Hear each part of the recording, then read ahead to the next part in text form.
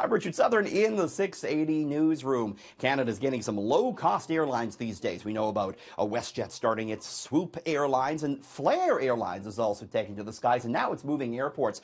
Flair Airlines says it will leave Hamilton for Toronto's Pearson International as it unveils some flights south of the border.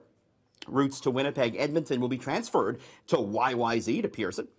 Flair will, this coming week, announce its first service to the United States with 6 destinations starting in December. Its decision to leave Hamilton after 2 years comes after WestJet Swoop started its airline operating out of Hamilton's airport.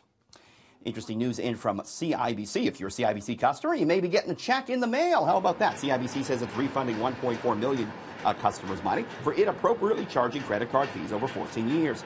The bank says some credit card accounts in Canada may have been incorrectly charged a fee for exceeding the credit limit between 2003 and 2017.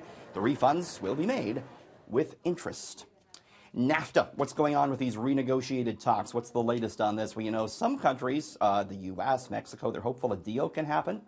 Canada's ambassador, though, says to the United States, says the predictions that NAFTA talks can be settled by the end of the month are aspirational, he says. Keep dreaming.